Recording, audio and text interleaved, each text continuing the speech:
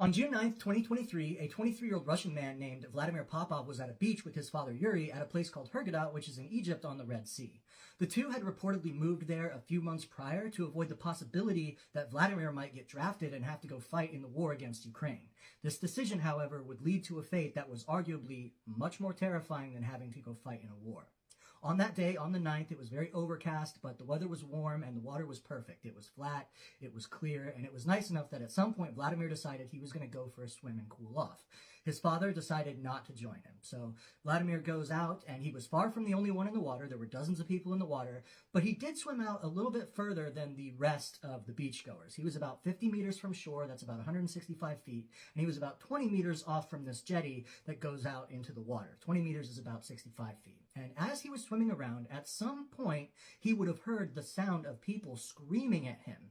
We know this because on CCTV footage or security footage, we can see him stop and start looking around. Now, he may not have known what they were screaming, but what the people on the beach and on the jetty were screaming was, "Get out of the water, shark," because they could see the fin of a 3-meter long or 10-foot long tiger shark going directly for Vladimir.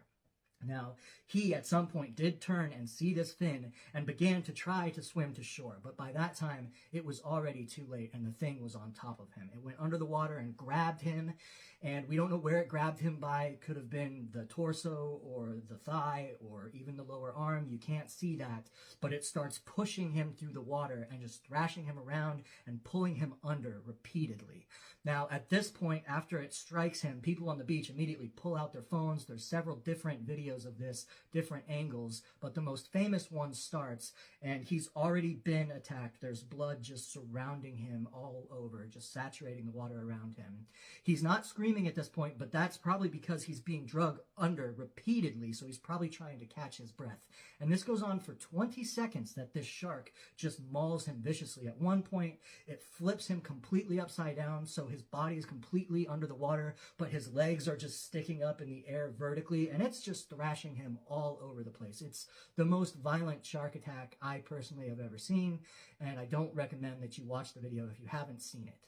But after about 20 seconds, the shark lets him go, and this is when, tragically, you hear him start to scream. His head is above water. He's not moving very much, but he's screaming for his father. He's screaming, "Papa, Papa, save me!" And you can hear this clearly, and people on the beach are screaming. There's music in the background, but even over that, you can hear him screaming for his father to please come save him.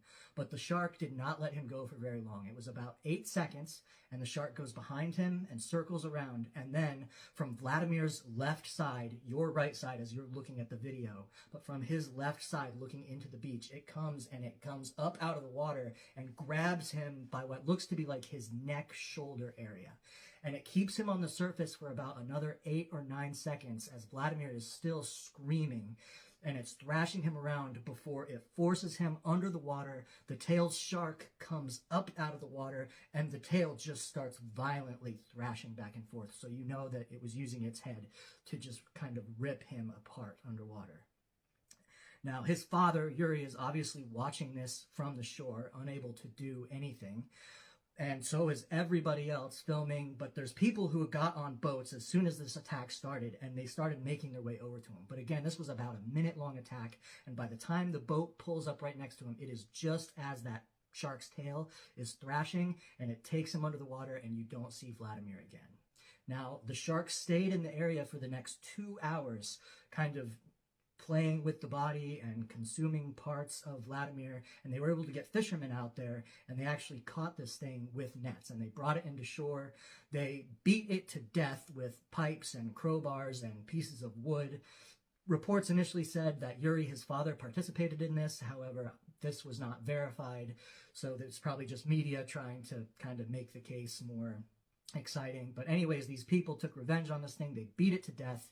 They did a necropsy on it, where inside the shark they found Vladimir's head, portions of his limbs, his hand, portions of his torso, most of him. And the rest of him, authorities were able to recover. At least most of the rest of him, they were able to recover from the water. He was cremated, and his remains were sent back to Russia. The shark, in true Egyptian fashion, was mummified, or is in the process of being mummified, and it will be on display in a museum there in Egypt.